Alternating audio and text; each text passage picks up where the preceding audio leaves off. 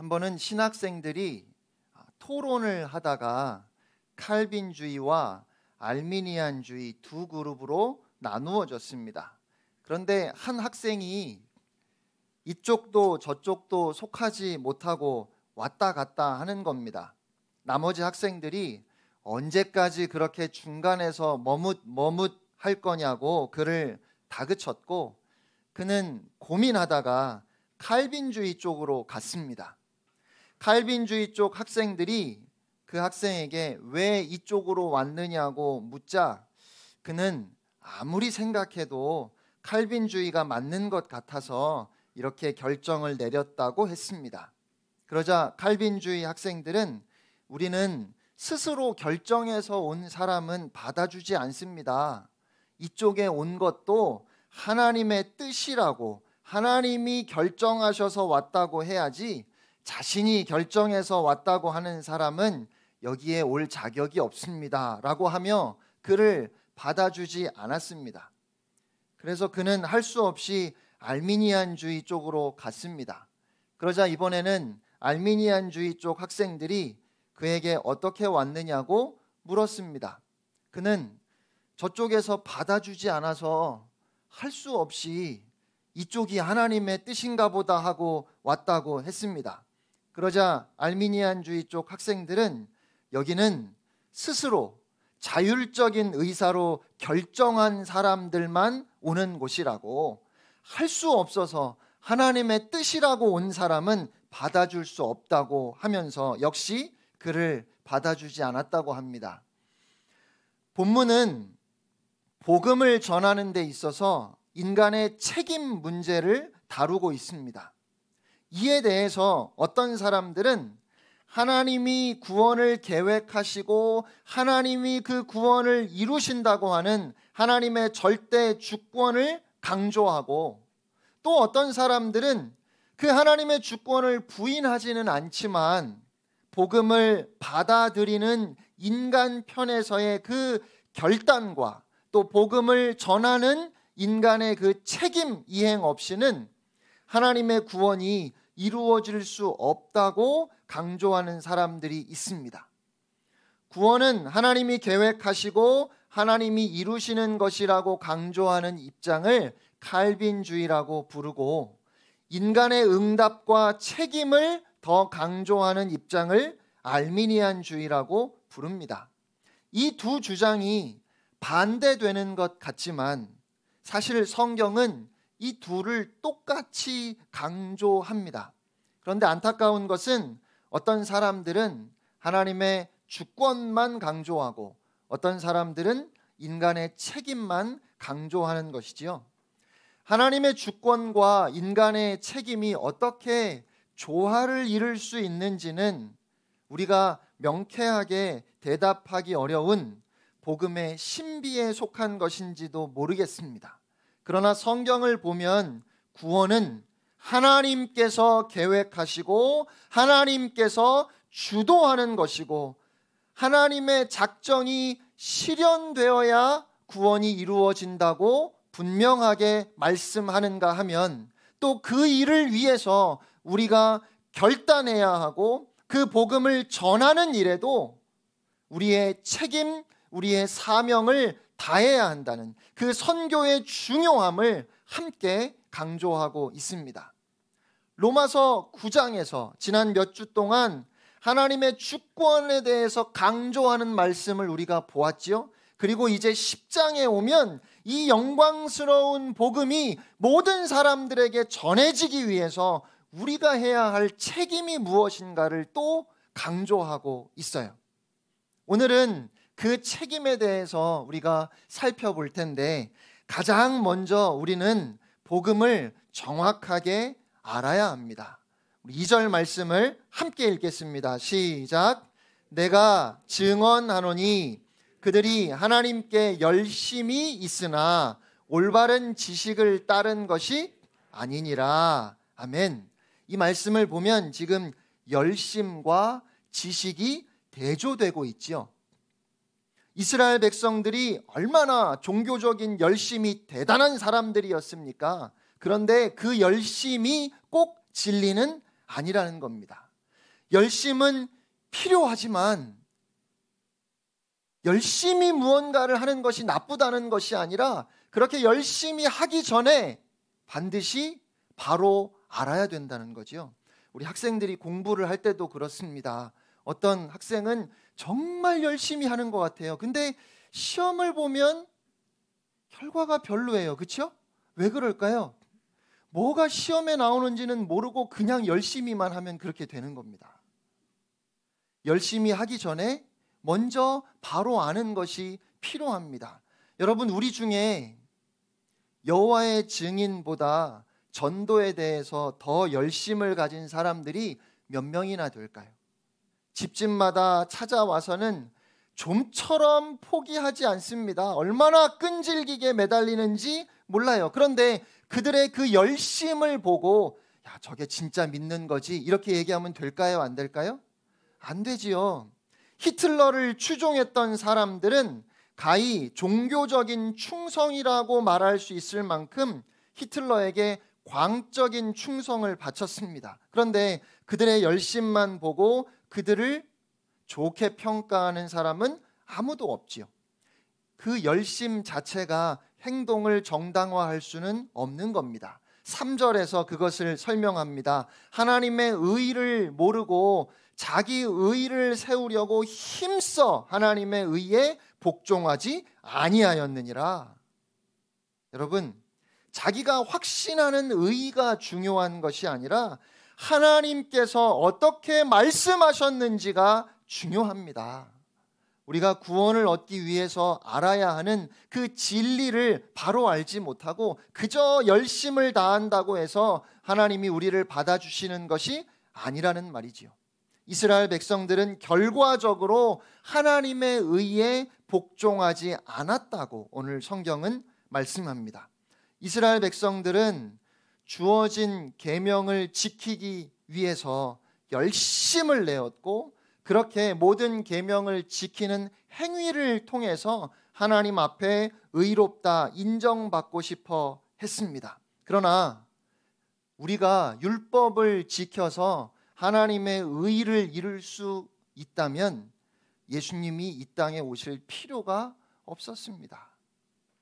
더욱이 십자가에 달려 죽으실 필요는 없었어요.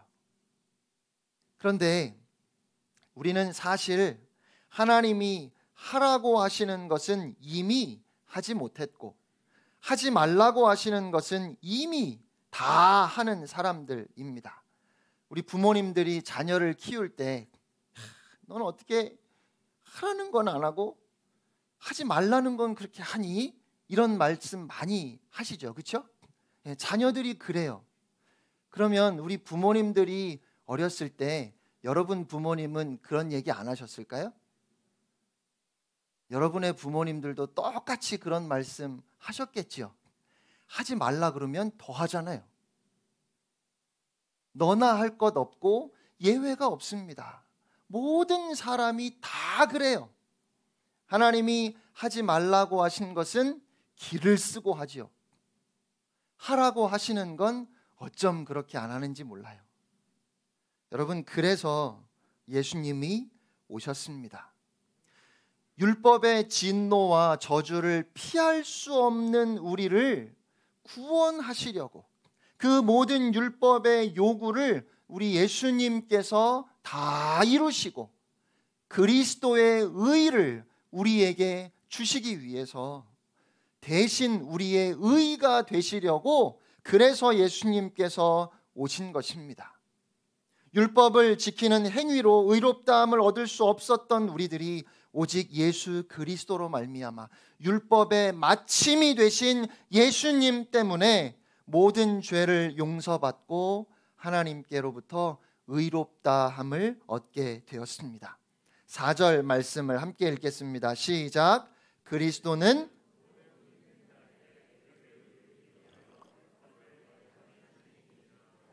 아멘. 여러분, 이것이 복음입니다. 우리는 오직 그리스도를 통해서 죄사함을 받습니다. 우리의 행위를 통해서가 아니라 우리를 긍휼히 여기시는 하나님의 은혜로 하나님께서 예수 믿는 자들을 의롭다 하시는 줄로 믿습니다. 그렇게 해서 우리에게 의가 주어진 겁니다. 의로우신 하나님을 아버지라 부를 수 있게 되었고 하나님과 화평을 누릴 수 있게 되었습니다. 이 놀라운 감격, 우리가 율법을 지켜서가 아니라 오직 율법의 마침이 되신 예수 그리스도를 믿음으로 가능하다는 사실을 우리가 먼저 바로 알아야 하는 것입니다. 그 예수님이 우리에게 오셨어요. 6절 7절 말씀이 그냥 읽으면 이게 무슨 말일까 이해하기 조금 어려운데 사실은 어려운 말씀이 아닙니다. 믿음으로 말미암는 의인은 이같이 말하되 내 마음에 누가 하늘에 올라가겠느냐 하지 말라 하니 올라가겠느냐 함은 그리스도를 모셔 내리려는 것이요 혹은 누가 무저갱에 내려가겠느냐 하지 말라 하니 내려가겠느냐 함은 그리스도를 죽은 자 가운데서 모셔 올리려는 것이라. 제가 이 말씀을 쉽게 여러분에게 설명을 드리면 우리가 어떻게 예수 그리스도를 소유할 수 있겠습니까? 예수님을 만나기 위해서 하늘에 올라가야 될까요? 아니면 저 깊은 땅 속으로 내려가서 그리스도를 만나야 할까요? 아닙니다. 예수님이 우리에게 이미 오셨습니다. 지금 이것을 이야기하는 거예요. 우리가 예수님을 만나기 위해서 어딘가를 가야 하는 것이 아니라 예수님께서 거꾸로 우리를 찾아오셨다는 말입니다. 8절입니다. 그러면 무엇을 말하느냐? 말씀이 너에게 가까워 내 입에 있으며 내 마음에 있다 하였으니 곧 우리가 전파하는 믿음의 말씀이라. 하나님의 말씀은 그리스도만이 우리의 구원이라는 사실을 명확하게 가르쳐주고 있습니다. 말씀이 증언하는 살아계신 예수 그리스도로만 우리의 구원이 가능함을 선포합니다. 말씀은 이렇게 가까이 와서 우리에게 그리스도를 소개했습니다. 하지만 유대인들은 그 말씀을 제쳐놓고 여전히 자신들의 열심으로 구원을 이루려고 했던 것입니다. 사랑하는 성도 여러분, 구원 얻기를 원하십니까? 그렇다면 말씀 앞으로 나아오시기를 바랍니다. 하나님의 말씀은 우리가 믿어야 할 진리를 분명하게 제시하고 있습니다. 우리의 구원은 분명한 복음의 진리 위에 세워지는 것입니다. 참된 신앙이란 사실을 사실로 받아들이는 것입니다. 다시 말씀드립니다. 구원의 복음에 관한 정확한 지식이 없으면 구원은 불가능합니다. 바울은 이스라엘 백성들이 종교적인 열심은 있지만 정확한 지식이 없다는 것을 지금 안타까워하고 있습니다. 여러분, 바울이 그와 같이 안타까워한다는 것이 중요한 의미가 있어요. 왜요? 바울 자신도 그들과 똑같았기 때문입니다. 아니, 그들 중에도 바울만큼 열심히 대단한 사람이 없었어요. 그가 그리스도의 교회를 핍박했던 이유도 바로 그 종교적인 열심 때문이었습니다.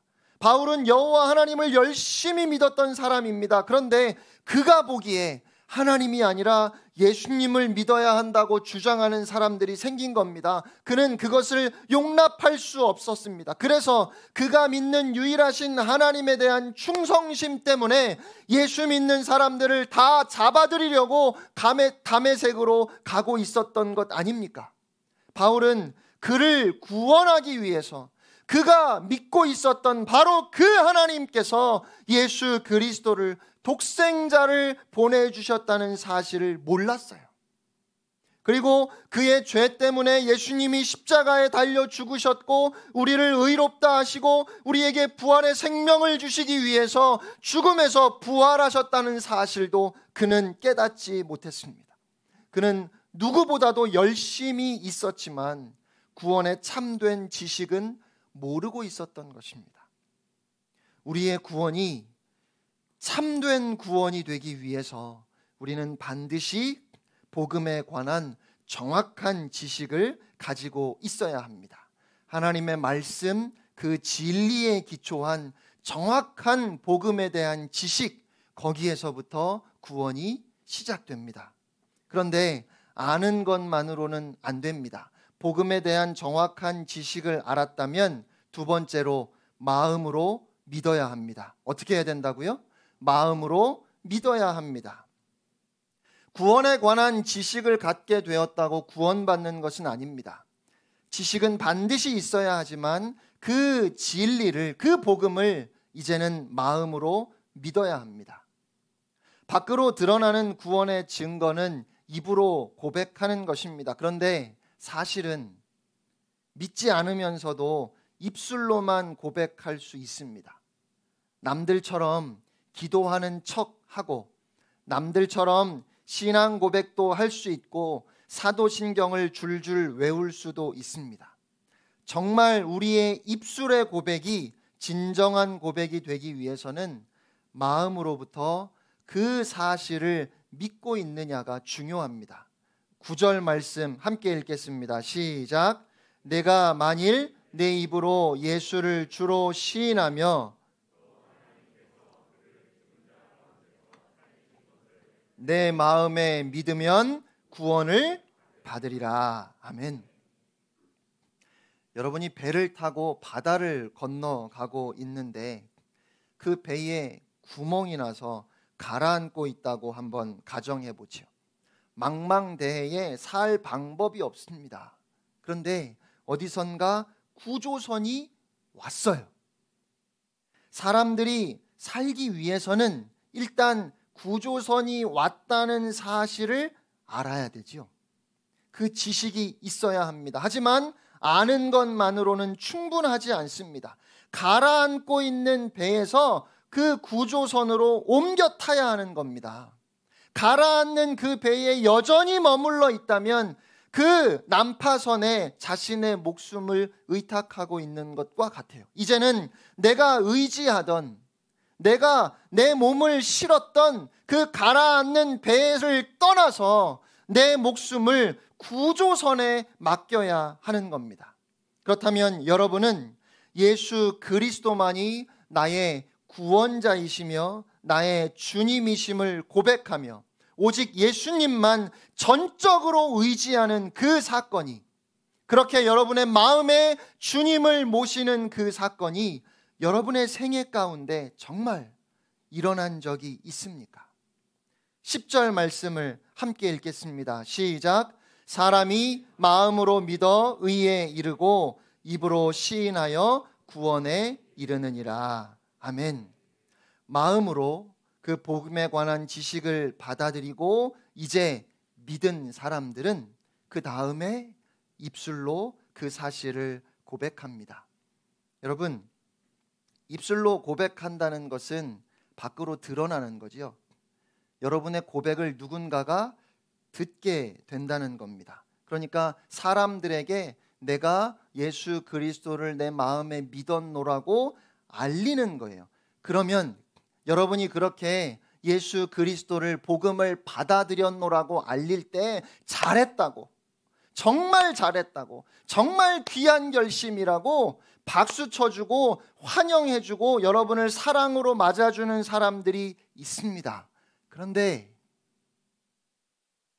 그렇게 고백할 때 그 고백 때문에 여러분을 힘들게 하고 여러분을 괴롭게 하고 여러분을 핍박하고 때리고 심지어 죽이려고 하는 사람들도 있습니다. 그런데 그럼에도 불구하고 입으로 시인하는 겁니다. 시인하지 않을 수 없는 겁니다. 그러니까 입으로 시인한다는 것은 그냥 말한다 이런 의미가 아니라 이제 내가 예수를 위해 살고 예수를 위해 죽겠다는 선언입니다. 예수가 나의 전부라는 선언이지요. 그렇게 예수님께 나의 모든 것을, 나의 생명까지도 걸고 의탁하겠다는 겁니다. 그런 사람은 틀림없이 구원받습니다. 사람이 마음으로 믿어 의에 이르고 입으로 시인하여 구원에 이르느니라. 이것이 하나님의 약속임을 믿으시기 바랍니다. 그리고 마지막으로 그 복음이 많은 사람들에게 전해지기 위해서는 우리가 그 복음을 전해야 되는데 무엇으로 전해야 될까요? 오늘 성경을 보니까 발로 전해야 한다고 그렇게 말씀합니다. 발로 전해야 합니다. 어떻게 해야 된다고요? 발로 전해야 합니다. 우리는 복음을 듣고 예수님을 구주로 그 마음에 받아들이고 우리의 입술로 그 믿음을 고백하여 구원을 받았습니다. 이보다 더 엄청난 사건이 있을까요? 이보다 더 대단한 경험이 있겠습니까? 이보다 더 위대한 사실이 있습니까? 그렇다면 어떻게 침묵할 수 있겠습니까? 지난 한 주간 여러분의 삶 속에 어떤 특별한 일이 일어나면 그걸 누군가한테 얘기하고 싶잖아요. 더욱이 그것이 너무 기쁜 일이라면, 너무 가치 있는 일이라면 자랑하고 싶지 않겠습니까? 내 삶의 다른 어떤 것과 비교할 수 없는 엄청난 일이 일어났는데 어떻게 입을 딱 닫고 가만히 있을 수 있겠어요? 이제 우리의 그 경험을 가지고 여전히 믿지 않는 가족들과 이웃들의 구원을 위해서 이 복음을 가지고 가야 되는 겁니다. 오늘 본문을 보니까 사도 바울은 신체 구조를 통해서 이 복음의 책임을 설명하고 있는 것 같습니다. 우리는 먼저 우선 머리로 구원의 지식을 알아야 합니다. 그리고 마음으로 믿어야 하고 입술로 시인해야 합니다. 그리고 그 다음에 해야 할 일은 발로 그 복음을 들고 걸어가야 하는 겁니다. 복음 없이 살고 하나님 없이 살고 있는 사람들에게 찾아가서 우리의 발걸음으로 복음을 전해야 하는 이 책임을 오늘 여러분은 감당하고 계신지요? 14절, 15절 말씀 함께 읽겠습니다. 시작. 그런즉 그들이 믿지 아니하는 일을 어찌 부르리요? 듣지도 못한 일을 어찌 믿으리요? 전파하는 자가 없이 어찌 들으리요? 보내심을 받지 아니하였으면 어찌 전파하리요? 기록된 바 아름답도다. 좋은 소식을 전하는 자들의 발이여 함과 같으니라. 아멘. 아멘. 놀라운 사실은 기독교 역사 속에 초대교회 이후에 1780년대에 이르기까지 이 선교에 관한 한 전 지구상의 모든 교회가 도대체 움직이지 않았다는 사실입니다. 물론 소수의 사람들이 선교를 하기는 했지만 전 교회적으로 이 선교가 얼마나 중요한가를 깨닫고 복음을 전하기 위해 발로 나아가는 일이 없었다는 거예요. 1787년 어느 날 영국의 한 젊은이가 구원을 받았습니다. 구원의 감격 때문에 성경을 사랑하게 된 그는 성경을 읽고 또 읽었습니다. 그런데 성경을 읽는 중에 성경의 모든 페이지마다 복음을 전하는 선교의 사명을 강조하고 있다는 사실을 그가 깨달았어요. 순수한 마음을 가지고 있었던 이 청년은 이렇게 기도하기 시작했습니다. 하나님, 아직 한 번도 복음을 듣지 못한 이 지구상의 사람들에게 저를 보내시고 복음을 전하게 해주세요. 그는 구체적으로 세계 지도를 만들어서 복음을 한 번도 접하지 못한 지역을 찾아 표시해 나가기 시작했고, 뿐만 아니라 하나님께서 나를 어디로 보내실까 생각하며 이런저런 외국어들에 관심을 갖고 배우기 시작했습니다. 구두 수선공으로 일하던 이 젊은이는 너무 마음이 뜨거워서 한 번은 목사님들이 모인 모임에 찾아가서 제가 성경을 읽다가 우리가 복음을 전하러 가야 한다는 사실을 깨달았습니다 라고 그렇게 말했습니다. 그러자 그 자리에 있던 영국의 유명한 신학자였던 릴랜드 박사는 젊은이 앉게, 하나님이 이방인들을 구원하기를 원하신다면 자네가 없어도 얼마든지 하실 거네. 그런 광신자 같은 소리 하지 말고 앉아 라고 했답니다. 이 젊은이는 그 말을 듣고 그냥 앉을 수밖에 없었습니다. 그런데 그의 전기를 보면 그는 자리에 앉으면서 이렇게 말했다고 합니다. 박사님, 맞습니다. 하나님은 박사님이나 제가 없어도 복음이 이방인들에게 전해지게 하실 겁니다.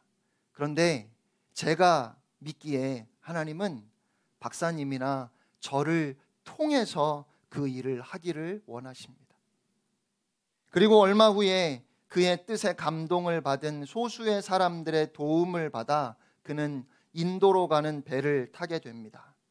그 젊은이가 바로 현대 선교의 문을 열었던 현대 선교의 아버지라 불리는 윌리엄 캐리입니다.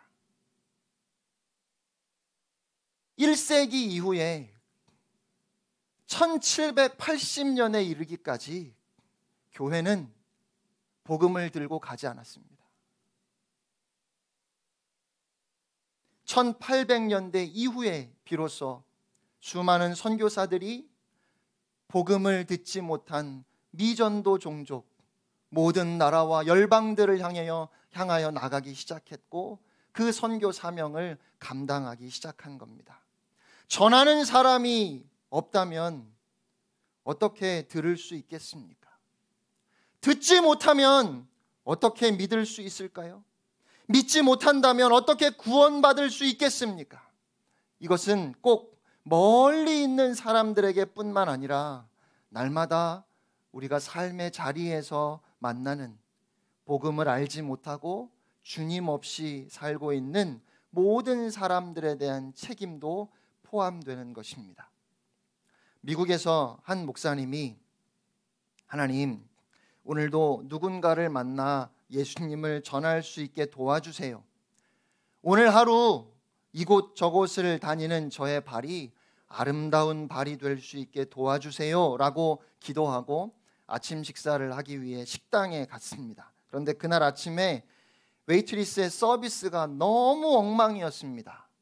마치 접시를 그냥 던지듯이 놓고 가고 그렇게 한번 간 이후로 다시 와보지도 않았습니다. 아침부터 기분이 너무 상하고 화가 났습니다. 그래서 팁을 하나도 안 주고 식당을 나서려고 하는데 이 목사님의 마음에 성령님이 감동을 주시면서 이렇게 말씀하시는 것 같았습니다. 혹시 그녀가 정말 오늘 힘든 상황인지 누가 알겠니? 그러지 말고 좀 넉넉하게 팁을 놓아라. 목사님은 성령님의 음성에 순종해서 팁을 10불이나 놓고 나왔습니다. 아침 식사에 팁을 10불이나 놓는 건 상식적이지 않은 일입니다. 목사님이 식당을 나서려고 하는데 그 웨이트리스가 선생님 여기 돈을 흘리고 가셨습니다 라며 그 10불을 들고 따라 나왔습니다. 이 목사님이 팁을 놓은 것이라고 하자 그녀는 웬 팁을 이렇게 많이 주느냐고 다시 물었습니다. 목사님은 오늘 아침 당신의 마음이 웬일인지 너무 무거운 것 같아서 그 마음을 좀 풀어주고 싶어서 팁을 넉넉하게 놓았다고 했습니다. 그러자 그녀는 선체로 고개를 떨구며 선생님 죄송합니다. 제가 선생님에게 기분 좋게 서빙을 하지 못했지요. 사실은 어젯밤에 이혼을 당했습니다 라고 말했습니다. 그래서 이 목사님은 그 자리에서 그녀를 위로하며 복음을 전했고 그날 아침 그녀를 예수님 앞으로 인도했습니다.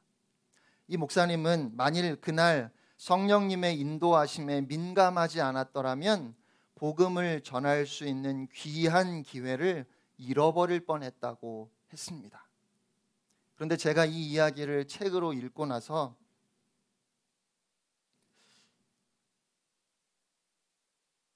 저의 삶을 돌아보면서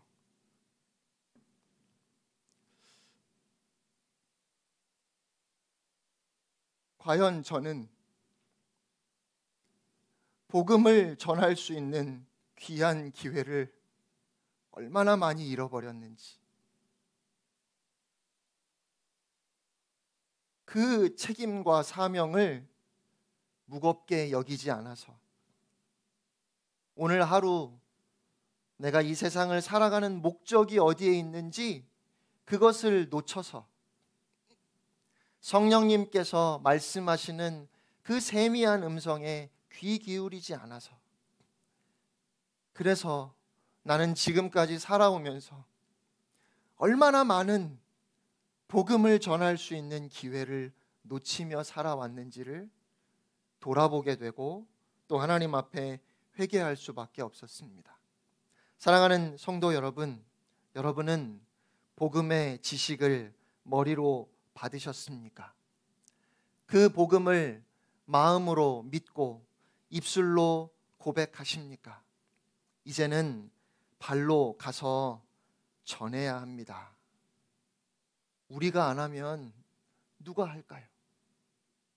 지금 하지 않으면 언제 할 수 있겠습니까?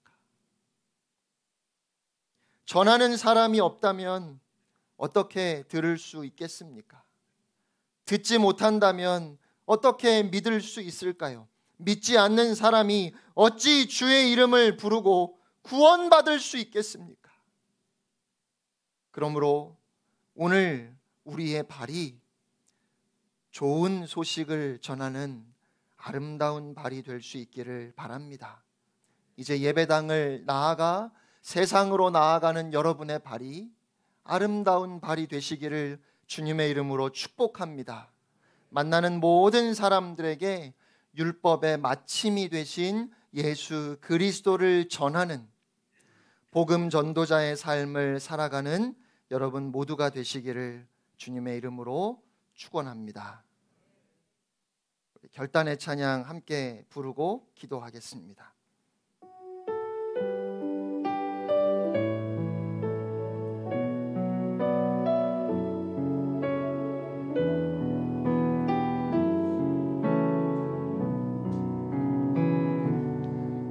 지극히 작은 자 죄인 중에 괴수 무익한 날 부르셔서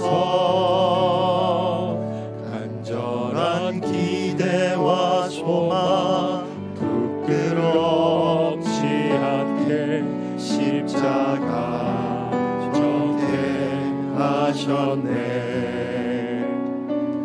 어디든지 가리라 주 위에 서라면 나는 전하리 그 십자가 내 몸에 밴 십자가 그 보혈의 향기 온 세상 채울 때까지 살아도 주를 위해 죽어도 주를 위해 사나 죽으나 난 주의 것